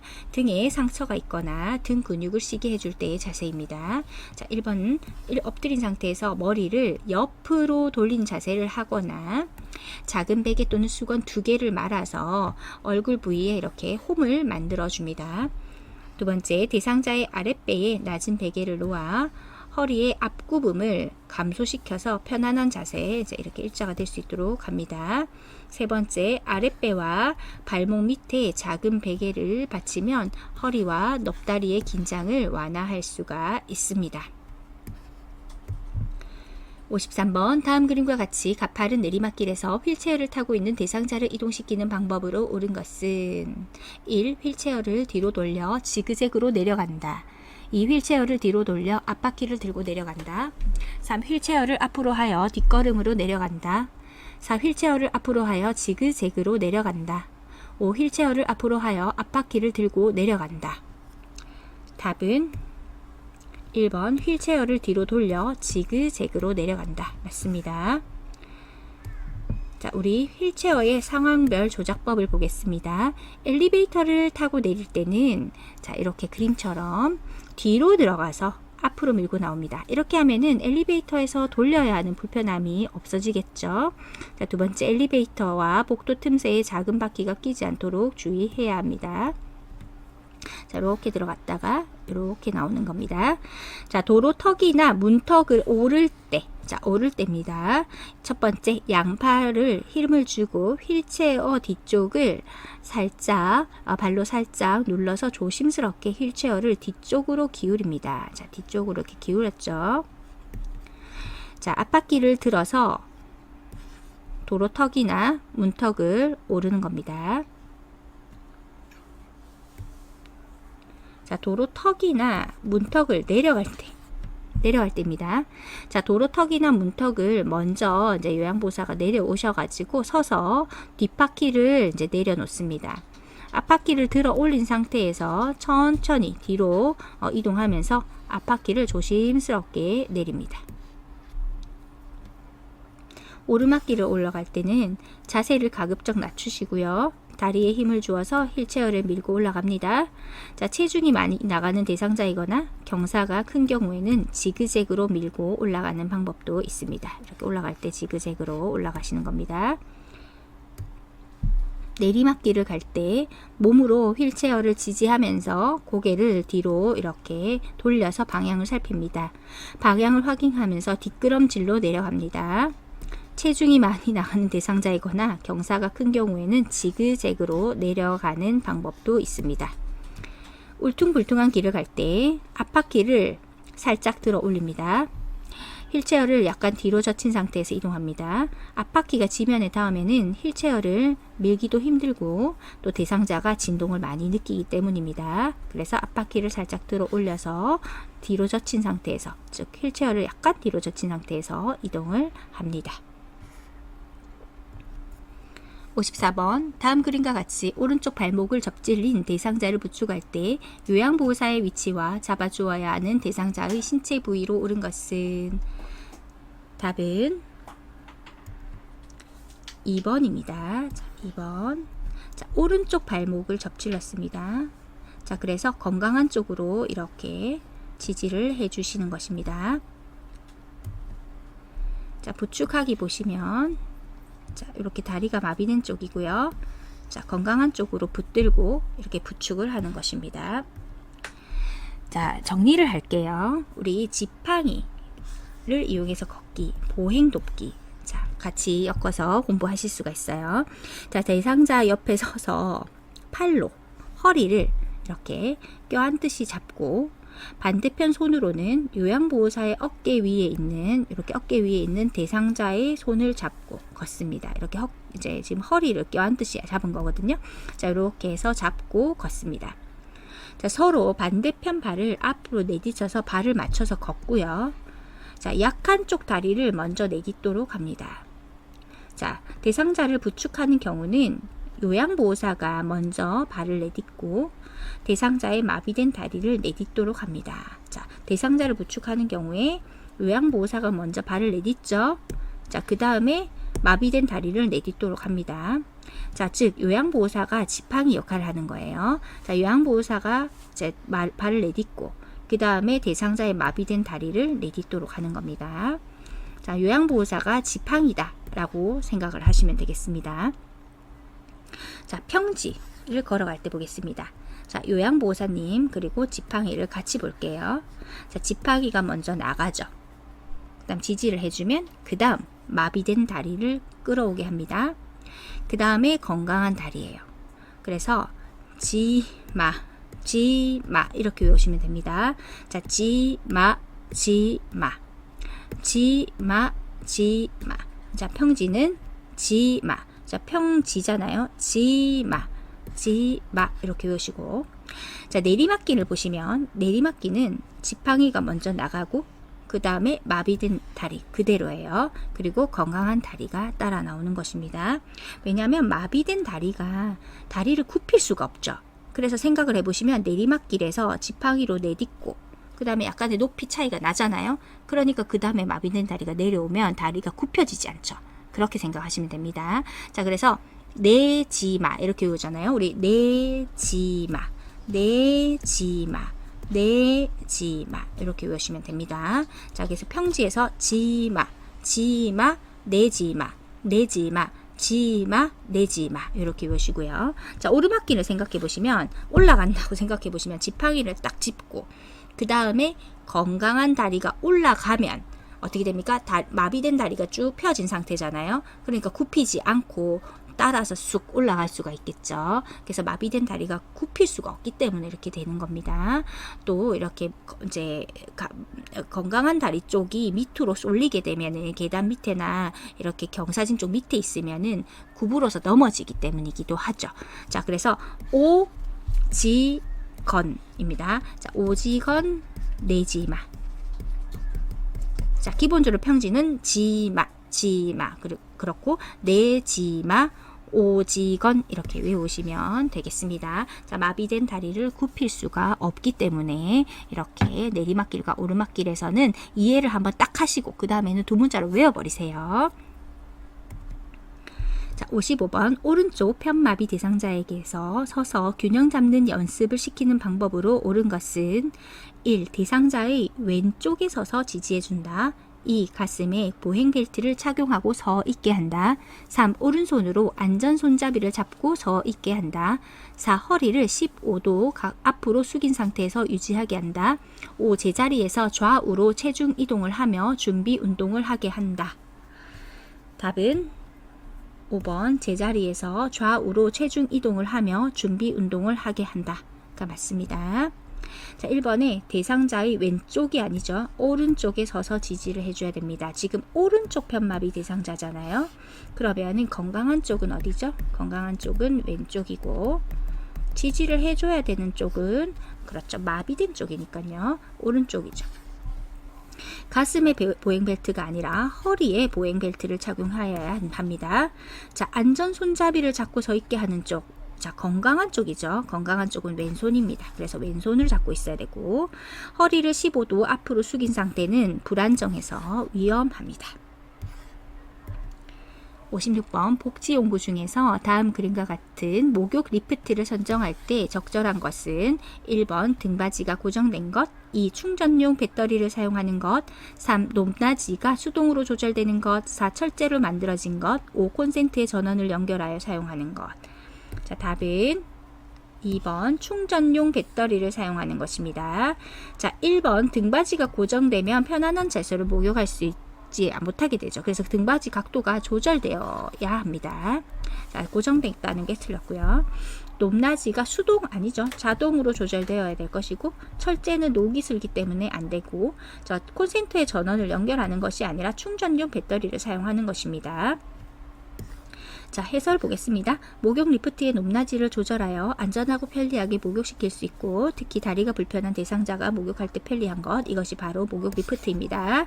자, 1번 물속에서 사용되므로 녹이 슬지 않는 재질이어야 하고 편안한 자세로 목욕할 수 있도록 등받이 각도가 조절되어야 합니다. 높낮이가 자동으로 조절되어야 됩니다. 대상자의 무게를 지탱할 수 있어야 합니다. 사용 시에 인체 및 주위에 유해함이 없고 안전한 구조여야 합니다. 자, 목욕 리프트에 대한 내용이었습니다. 57번 감염 예방을 위한 위생관리 방법으로 옳은 것은 1. 흡인병은 2, 3일에 1을 씻는다. 2. 가래가 묻은 시트는 소각 처리한다. 3. 고무재질의 카테터는 햇볕에 말린다. 4. 배선물이 묻은 의류는 따로 세탁한다. 5. 혈액이 묻은 옷은 더운 물로 빨고 찬물로 헹군다. 답은 4번 배설물이 묻은 의류는 따로 세탁한다. 자, 맞습니다.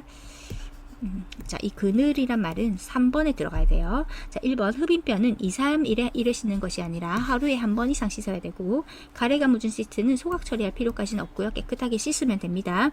고무 재질의 카테터는 햇볕에 말리면 변형이 일어나기 때문에 그늘에서 말려야 되고요. 혈액이 묻은 옷은 더운 물로 빨고 찬물로 헹군다 라고 돼 있는데, 혈액이 묻은 옷은 자, 찬물로 빨고요. 더운 물로 헹굽니다. 58번 시설에서 화재가 발생했을 때 대처 방법은 1. 승강기를 이용하여 대피한다. 2. 숨을 깊이 들이마시며 대피한다. 3. 방을 빠져나간 뒤에는 문을 열어둔다. 4. 불길에서 대피할 때는 젖은 수건으로 코와 입을 감싼다. 5. 방향을 알기 힘들 때는 양쪽 손으로 벽을 번갈아 짚으며 나간다. 답은 4번입니다. 불길에서 대피할 때는 젖은 수건으로 코와 입을 감싼다. 1번 승강기를 이용하여 대피한다. 틀렸습니다. 지진, 화재 등 재난 때 승강기는 위험합니다. 2번 숨을 깊이 들이마시면 유독가스를 마시게 돼서 위험하겠죠. 3번 방을 빠져나간 뒤에는 문을 열어두면 불길도 따라옵니다. 그래서 불길이 더욱 빠르게 번지게 되고요. 5번 방향을 알기 힘들 때는 양쪽 손으로 벽을 번갈아 짚으며가 아니라 한쪽 손으로 한 손으로 벽을 짚으면서 이동합니다. 이렇게 하면 방향을 유지할 수 있고 위험 요소를 피할 수 있고 출입구를 찾기가 편하기 때문입니다. 자, 대처 방법 올바른 거 보겠습니다. 다시 한 번 더. 불길에서 대피할 때는 젖은 수건으로 코와 입을 감쌉니다. 59번 제가 대상자의 가정에서 전기사고를 예방하는 방법으로 옳은 것은 1. 플러그를 뺄 때는 전선을 잡고 뺀다. 2. 화장실 콘센트의 보호용 커버는 열어둔다. 3. 하나의 콘센트에 여러 개의 전기 코드를 꼽는다. 4. 겉면이 벗겨진 전선은 청 테이프로 감아서 사용한다. 5. 전기기구는 세척하기 전에 콘센트에서 플러그를 뺀다. 답은 5번 전기기구는 세척하기 전에 콘센트에서 플러그를 뺀다가 답입니다. 전선 잡고 뺀다 틀렸고, O형 커버 열어두는 것이 아니고 닫아주셔야 되고, 여러 개의 전기코드 꽂게 되면은 화재 일어날 수 있고요. 청테이프 자체가 전련제가 아니기 때문에 감전이 일어나거나 화재가 일어나거나 전선의 손상 등의 위험이 있을 수가 있습니다. 60번 제가 대상자의 주방을 위생적으로 관리하는 방법으로 옳은 것은 1. 기름기가 많은 그릇부터 설거지한다. 2. 뜨거운 유리그릇은 찬물에 담가 식힌다. 3. 씻은 식기는 젖은 행주로 물기를 닦는다. 4. 그물형 수세미보다 스펀지형 수세미를 사용한다. 5. 밀폐 용기의 냄새는 뜨거운 물을 붓고 녹차 티백을 넣어 탈취한다. 답은 5번 밀폐 용기의 냄새는 뜨거운 물을 붓고 녹차티백을 넣어 탈취한다. 맞습니다. 자, 1번에 기름기가 많은 그릇부터 설거지하는 것이 아니라 기름기가 많은 음식은 휴지로 기름을 제거하시고요. 2번 뜨거운 유리그릇은 찬물에 담가 식힌다. 이렇게 해버리면 깨지게 됩니다. 자, 씻은 식기는 젖은 행주로 물기를 닦는다. 자, 젖은 행주는 세균 번식의 가능성이 높습니다. 행주는 건조하셔야 되고요. 그물형 수세미보다 스펀지형 수세미를 사용한다. 자, 우리 책에 보시면 수세미는 스펀지형보다 그물형이 위생적이라고 되어 있습니다. 61번 다음 그림의 세탁 표시에 따른 세탁 방법을 옳게 설명한 것은 1. 손으로 약하기짬 2. 약한 햇볕에 말림 3. 다림질을 약한 온도로 함 4. 드라이 클리닝을 약하게 함 5. 염소계 포백제를 적게 사용함. 답은 1번 손으로 약하게 짬. 62번 당뇨병 대상자와 함께 외출하는 방법으로 옳은 것은 1. 당뇨약과 사탕을 챙겨 나간다. 2. 주치의에게 외출 목적을 알린다. 3. 대상자의 주민등록 등본을 준비한다. 4. 걸을 때 보폭을 크게 하여 신속히 이동한다. 5. 함께 외출해서 요양보호사의 사적인 일을 처리한다. 답은 1번 당뇨약과 사탕을 챙겨 나간다. 자, 저혈당을 예방을 하기 위함입니다. 63번 시설 침해 대상자의 일상생활을 지원하는 기본 원칙으로 옳은 것은 1. 주변 환경을 수시로 바꾸어 활력을 준다. 2. 습관적으로 해오던 일은 스스로 하게 한다. 3. 치매 증상이 호전되면 약물 용량을 줄여준다. 4. 사소한 것이라도 요양보호사가 전적으로 돕는다. 5. 치매로 인해 일상생활을 할 수 없는 것이라고 설명한다. 답은 2번 습관적으로 해오던 일은 스스로 하게 합니다. 자, 주변 환경을 수시로 바꾸면 규칙적인 생활이 깨지게 됩니다. 자, 그래서 치매 대상자는 규칙적인 생활을 하도록 하는 것이 굉장히 중요합니다. 치매 증상이 호전되면 약물 용량을 줄여준다. 틀렸고요. 자, 사소한 것이라도 요양보호사가 전적으로 돕는 것이 아니라 대상자에게 남아있는 기능을 최대한 살려주시는 게 좋습니다.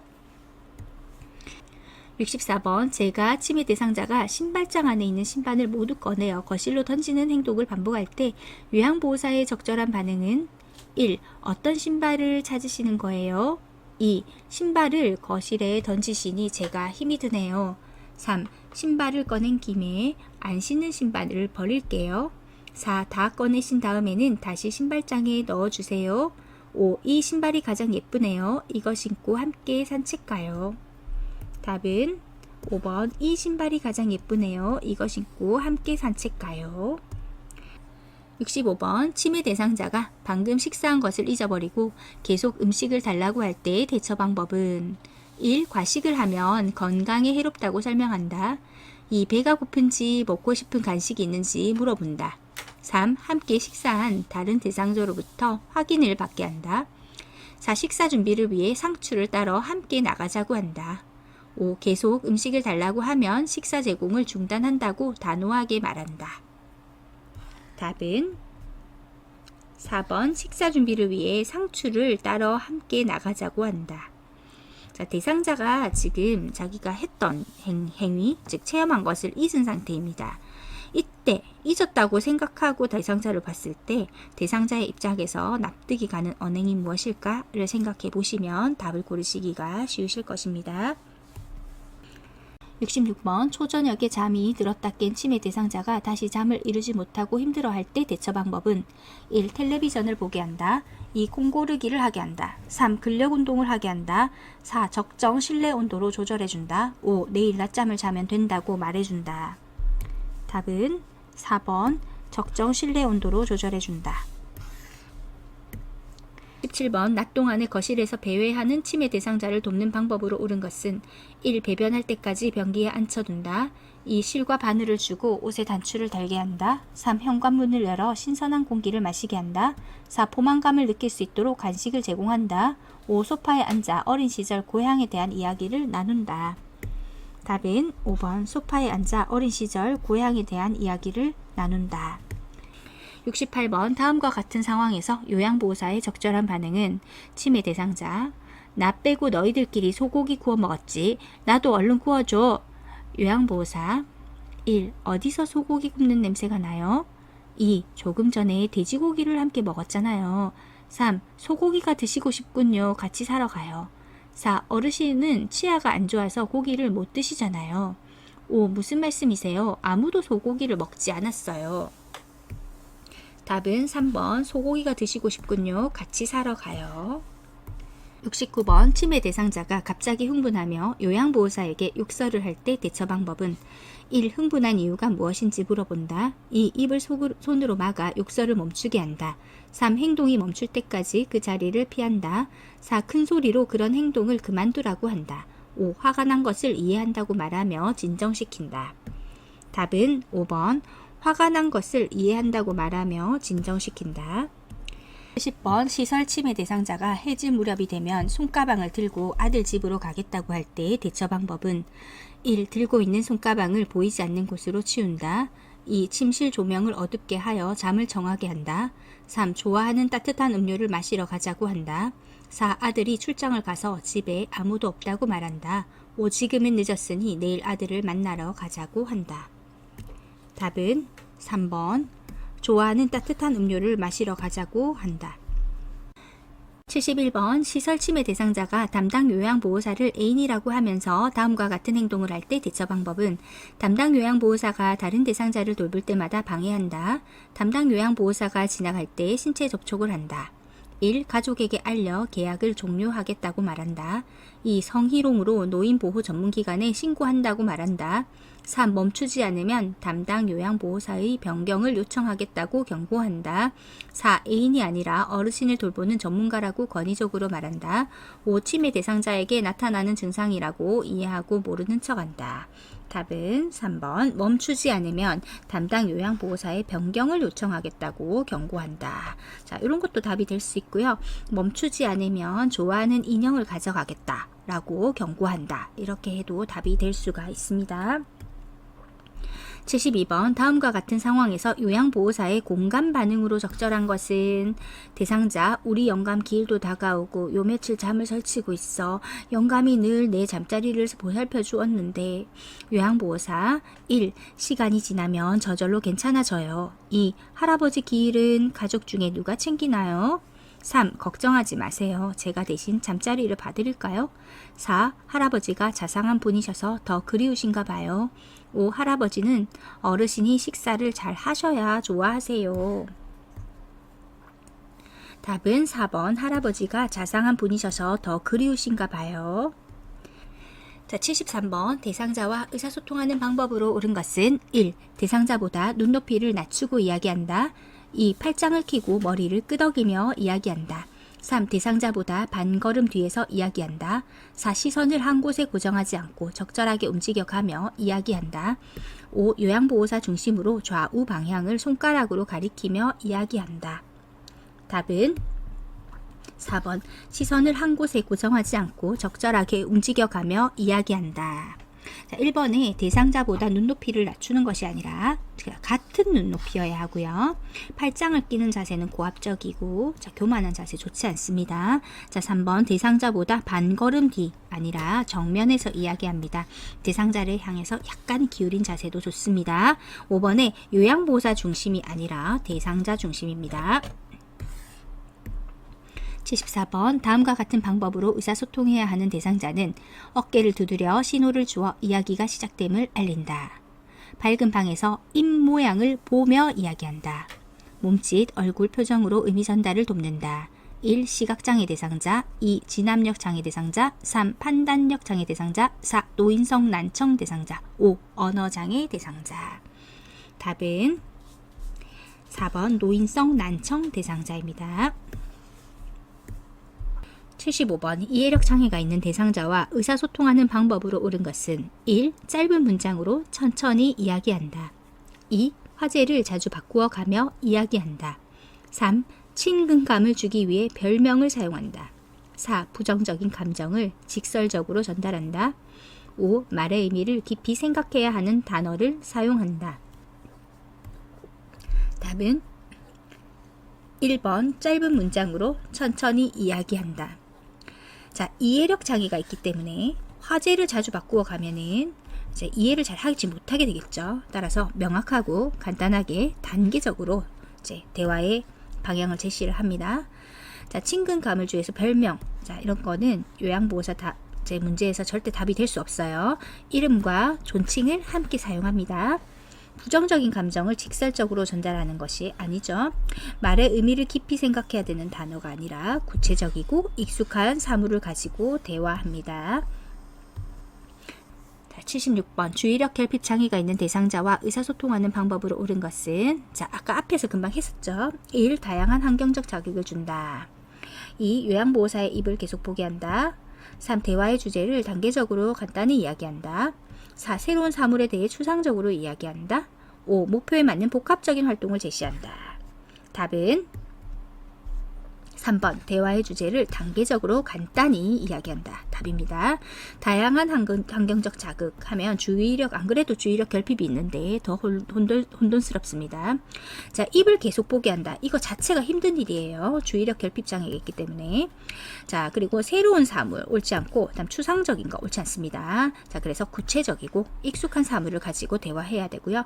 목표에 맞는 자, 복합적이다. 이 말이 이제 옳지 않죠. 목표를 인식하고 단순한 활동을 먼저 제시하고 그래서 단계적으로 이제 간단하게 이야기하는 것이 중요합니다. 77번 장구 연주를 하던 대상자가 쓰러지면서 몸이 뻣뻣해지고 침을 흘릴 때 대처 방법은 1. 얼굴을 옆으로 돌려 눕히고 장구를 치운다. 2. 장구채를 손수건으로 싸서 입에 물려준다. 3. 안전한 곳으로 옮겨 항경련제를 복용하게 한다. 4. 제자리에 앉혀 머리를 뒤로 젖히게 한 후 꽉 붙잡아준다. 5. 똑바로 눕히고 목 아래에 베개를 받쳐 기도를 유지시킨다. 답은 1번 얼굴을 옆으로 돌려 눕히고 장구를 치운다 가 답입니다. 자, 장구채를 손수건으로 싸서 입에 물려준다 라고 되어 있는데 대상자의 입에 무언가를 물리는 어떠한 행위도 금지되고요. 항경련제 복용 이렇게 무언가 시도하면 절대 안 됩니다. 교과서에 절대 안 된다 되어 있습니다. 자, 그리고요. 꽉 붙잡아준다. 억제를 시도해서도 안 되고요. 자, 억제를 시도하면 안 된다. 요렇게 요 지문은 옳은 지문입니다. 자, 똑바로 눕히고 목 아래에 베개를 받쳐 기도를 유지시킨다. 아니고요. 자, 질식을 예방하기 위해서 고개를 가만히 옆으로 돌립니다. 베개를 받쳐서 머리의 손상을 보호하는 것입니다.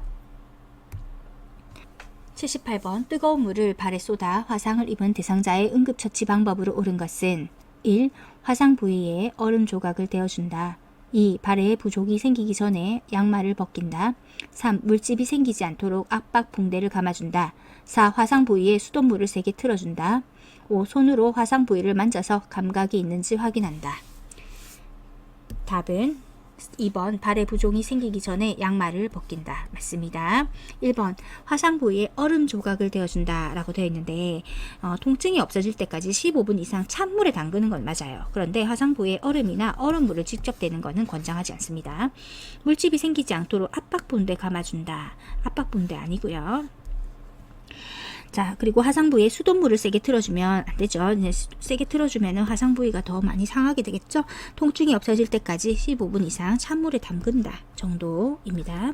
자, 손으로 화상 부위를 만지면 또 2차 감염, 세균 감염이 있을 수 있죠. 자, 그래서 이 부분은 옳지 않습니다. 79번 심폐소생술을 할 때 가슴을 압박하는 방법으로 옳은 것은 1. 복장뼈 하단의 칼돌기를 압박한다. 2. 가슴이 3cm 눌릴 정도로 압박한다. 3. 분당 60회 속도로 가슴을 압박한다. 4. 매 압박시마다 압박 위치가 바뀌지 않게 한다. 5. 가슴 압박과 인공호흡의 비율은 15대 1로 한다. 답은 4번 매 압박시마다 압박 위치가 바뀌지 않게 한다. 자, 옳습니다. 자, 칼돌기는요. 보시면 이 부분이죠. 장기를 바로 손상하게 합니다. 그래서 칼돌기 압박하시면 안 되고요. 가슴은 5cm 눌리 정도로 압박합니다. 그래서 상당히 힘을 많이 줘야 되고요. 분당 100에서 120회입니다. 그래서 60회 아니고요. 자, 바로 외웁시다. 분당 100에서 120회. 가슴 압박과 인공호흡의 비율은 30대 2입니다. 이게 수학적으로 이거 약분해야 된다 이렇게 하시는 게 아니라 30번 가슴 압박하고 2번 인공호흡 한다라는 거예요. 그래서 15대 1 아닙니다. 30대 2가 답이 되겠습니다. 심폐소생술 보겠습니다. 자, 심폐소생술의 목적. 심장마비가 발생했을 때 인공적으로 혈액을 순환시켜서 궁극적으로 뇌 손상을 지연시키기 위함입니다. 그리고 심장이 마비 상태로부터 회복되는 데 결정적인 도움을 주기 때문에 심폐소생술을 합니다. 자, 뇌 손상 지연, 심장마비로부터 회복되는 데 결정적 도움을 준다. 자, 뇌 손상은요, 4분 이상 혈액이 공급되지 않으면 뇌가 손상이 됩니다. 자, 심정지가 되었을 때 심폐소생술을 시행하면은 생명을 구할 확률이 3배 이상 커지게 됩니다. 자, 심폐소생술의 단계를 볼게요. 자, 반도호가회 이렇게 기억하세요. 자, 최근에 바뀐 책의 내용대로 다시 편집한 겁니다. 자, 반응을 확인합니다. 그리고 도움 요청하고 119를 신고하고, 자, 호흡을 확인을 해야 되겠죠. 자, 반응 확인하면서 바로바로 동시다발로 하는 거예요. 자, 주변에 있는 사람한테 도움 요청하고 119를 신고를 하게 해달라 하고, 옆에 사람이 없으면 본인이 119 신고를 하면서 호흡 확인도 하시면 됩니다. 자, 그러면서 호흡이 없다라고 생각이 들면 가슴 압박을 하고 회복 자세 한다라는 겁니다. 자, 예전 책과 좀 바뀌었어요. 그래서 예전 책을 기반으로 한 문제를 푸실 때 헷갈릴 수 있습니다. 자, 그래서 예전 문제를 보시면서도 지금 바뀐 내용이 어떤 건지 연결하시면서 공부를 하셔야 돼요. 자, 심폐소생술의 단계. 반도호가회. 자, 반응 확인, 도움 요청과 119 신고, 호흡 확인, 가슴 압박, 회복 자세. 반도호가회. 자, 먼저 보겠습니다. 반응 확인. 대상자에게 접근 전 현장이 안전한지 먼저 확인하세요. 그리고 대상자의 양쪽 어깨를 가볍게 두드리면서 괜찮으세요? 라고 질문하면서 반응을 확인합니다. 자, 반응 확인. 자, 반응이 없고 호흡이 없으면 즉시 큰 소리로 주변 사람에게 119 신고를 요청. 주변에 아무도 없으면 직접 119에 신고합니다. 그리고 스피커폰으로 전환을 하면서 구급 상담의 요원의 지시에 따르면서 빠르게 이제 현장에서 심폐소생술을 시행을 하는 것입니다. 자, 호흡을 확인합니다. 쓰러진 환자의 얼굴과 가슴을 10초 이내로 관찰하여 호흡이 있는지를 확인을 합니다. 자, 얼굴과 가슴을 10초 이내로 관찰을 해서 호흡이 있는지 확인하고, 자, 호흡이 없거나 비정상적이라면 심정지가 발생한 것으로 판단합니다. 자, 이 과정은 구급 상황 요원의 지시에 따라 확인하는 것이 바람직합니다. 자, 그래서 일반인은 비정상적인 호흡 상태를 평가하기 어렵죠. 자, 아까 스피커폰으로 이렇게 얘기를 하고 있었잖아요. 119 요원과 그 구급 상황 요원의 지시에 따라서 확인합니다. 자, 가슴 압박을 합니다. 환자를 바닥이 단단하고 평평한 곳에 등을 대고 눕힙니다. 가슴뼈, 흉골의 아래쪽 절반 부위에 깍지를 낀 두 손의 손바닥입니다. 손가락 아니죠. 손바닥 뒤꿈치를 댑니다. 자, 그리고 손가락이 가슴에 닿지 않도록 주의합니다. 자, 손가락 안 되고요. 손바닥 뒤꿈치를 댑니다. 손바닥 뒤꿈치. 자, 세 번째, 양발을 쭉 폈죠. 지금 쭉 편 상태로 체중을 실어서, 그렇죠. 체중을 실어서 환자의 몸과 수직이 되도록 가슴을 압박합니다. 압박된 가슴은 완전히 이완되도록 합니다. 자, 이완도 안 됐는데 계속 누르기만 하면 안 되겠죠. 가슴이 완전히 이완되도록 합니다. 가슴 압박 성인 기준입니다. 분당 100에서 120회 속도입니다. 그리고 5cm의 길이로 강하고 빠르게 시행합니다. 자, 강하고 빠르게 규칙적인 속도로 소리 내어서 숫자를 입으로 내면서 세는 게 좋죠. 세면서 구급대원이 도착할 때까지 가슴 압박을 지속합니다. 자, 구급대원이 도착할 때까지 계속 가슴 압박합니다. 자, 예전에는 인공호흡 내용이 있었는데 빠졌어요. 자, 회복 자세입니다.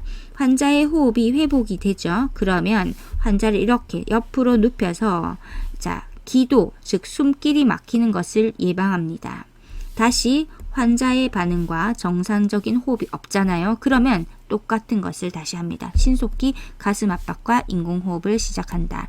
자, 지금 인공호흡이 빠졌다고 하지만 정확히 인공호흡 할 수 있으면 하시는 게 좋아요. 하시는 게 좋은데 어설픈 인공호흡을 해서 가슴 압박도 못하고 인공호흡도 안 되고 해서 심정지가 계속되면 안 되기 때문에, 자, 예전 책에 비해서 인공호흡의 내용이 기본적인 내용들이 좀 빠지면서 이 순서가 달라졌습니다. 자, 심폐소생술 응급처치 방법이 있는데, 자, 이거 기본적으로 이거는 요양보호사 책에 있는 건 아니고, 자, 응급처치를 하시는 분들이 보는 표준적인 그런 자료입니다.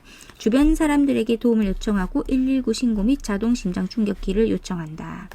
자, 가슴 압박 실시 30회입니다. 깍지 낀 손의 손바닥 있죠? 이 손바닥을 환자의 가슴 중앙에 댑니다. 자, 그래서 이 가슴 압박을 반복하죠. 양팔을 쭉 편 상태에서, 자, 체중을 실어 환자의 몸과 수직으로 가슴을 압박합니다.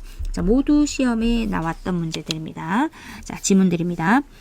자, 인공호흡을 하는데 2번이에요. 그러니까 가슴 압박 30회, 인공호흡 2번입니다. 환자의 머리를 젖혀요. 자, 기도를 확보해야 되니까 젖히고 턱을 들어 올리죠. 들어 올려서 기도를 개방합니다. 환자의 코를 잡아서 막고 입을 크게 벌려 환자의 입을 완전히 막고 가슴이 쑥 올라올 정도로 1초에 한 번씩 숨을 불어넣습니다. 자, 숨을 불어넣은 후에 입을 떼고요. 코를 놓아주어서 공기가 나가도록 해야 되죠. 배출되도록 합니다. 그래서 이게 평소에 잘 안 해보면 숙련이 안 되면 어렵습니다. 자, 인공호흡입니다. 30회 가슴 압박과 2회의 인공호흡을 구급대원이 도착할 때까지 계속 반복한다 입니다. 자, 일반적인 의료진들이라든지 일반적인 구급 요원들이 하는 그 자료를 가져온 거예요. 이 자료는 이제 요양보호사 표준 교재에 있는 자료는 아닙니다. 자, 호흡이 회복되었으면 옆으로 돌려 눕혀서 기도가 막히는 것을 예방을 해야 되겠죠. 자, 이렇게 됩니다. 자, 80번 다음 중 자동 심장 충격기의 쇼크 버튼을 눌러야 하는 시점으로 옳은 것은 1. 인공호흡을 한 후 2. 심장 리듬을 분석하기 직전 3. 전원을 켜자마자 4. 패드를 부착한 직후 5. 에너지 충전이 완료된 후. 답은 5번입니다. 에너지 충전이 완료된 후입니다. 자, 자동 심장 충격기 어떻게 사용해야 되는지 볼게요. 자, 오자마자 전원을 켜서 패드를 부착을 합니다. 그렇죠? 오빗 이렇게 외웠죠? 오른쪽 빗장, 왼쪽 겨드랑이 중간선. 자, 그러고 심장 리듬을 분석합니다. 리듬 분석할 때 자, 모두 자리에서 물러나서 자, 대상자에서 떨어져야 됩니다. 그죠? 그래야지 심장 리듬 분석을 잘 할 수가 있죠. 자, 그래서 심장 충격 제세동을 시행해야 되면 자동 심장 충격기가 자동으로 충전을 한다고 했죠. 자, 충전이 완료가 되면 심장 충격을 시행합니다. 그리고 시행하고 난 즉시 심폐소생술을 다시 시행합니다. 즉시 가슴 압박 시행을 하는 것입니다. 자, 그래서 쇼크 버튼을 눌러야 하는 시점은 에너지 충전이 완료된 후입니다. 심장 리듬 분석하고 에너지 충전이 완료되면은 이제 심장 충격 시행하면서 쇼크 버튼 누릅니다. 그런데 에너지 충전이 되는 시간이 수초 걸리기 때문에 그 수초 동안에 계속해서 가슴 압박은 하고 있어야 하는 것입니다. 자, 다시 한 번 더 보겠습니다. 자동 심장 충격기의 사용법. 자, 전, 폐, 리, 충가 또는 전폐리 제가 이렇게 해도 되죠. 전폐리 제가 전원 켜기. 자, 도착하면 자동 심장 충격기가 도착하면 지체 없이 전원을 켜야 됐고요. 자, 이것은요. 반응과 정상적인 호흡이 없는 심정지 대상자에게만 사용하는 것입니다. 자, 패드는 자, 오빗이었죠? 오른쪽 빗장뼈 밑이었습니다. 오른쪽 빗장뼈 밑에 그리고 왼쪽 중간 겨드랑이 선에 붙입니다. 자, 심장 리듬 분석은 분석 중이니 물러나라 라는 음성 지시가 나오면 대상자에게서 손을 떼야 되겠습니다. 자, 그래야 리듬이 분석이 되겠죠. 제세동이 필요하면 필요합니다. 제세동 필요합니다. 라는 음성 지시가 나옵니다. 그러면서 바로 알아서 스스로 에너지 충전을 해요. 그때 수초가 소요되기 때문에 가능한 가슴 압박을 시행하셔야 합니다. 자, 심장 충격이 필요 없잖아요. 그러면은 환자의 상태를 확인하고 심폐소생술을 계속하십시오라는 음성 지시가 나옵니다. 자, 심장 충격 시행, 제세동 시행 같은 말인데 분석 결과 심장 충격이 필요한 경우에만 심장 충격 버튼이 깜빡이기 시작하죠. 충전이 완료되어 가지고 다시 물러나라는 신호가 나오면 모두 물러나게 하고 쇼크 버튼을 누르게 됩니다. 자, 충격 전달되면 즉시 가슴 압박 시행하셔야 되고요. 자동 심장 충격기는 2분 간격으로 리듬 분석을 자동적으로 반복한다라는 것이고요. 자, 자동 심장 충격기를 사용하고 심폐소생술을 시행하는 요 패턴 있죠. 이것은 119가 올 때까지, 구급대가 올 때까지 지속하셔야 합니다. 자, 모두 수고 많으셨습니다. 이제 3회로 넘어가겠습니다.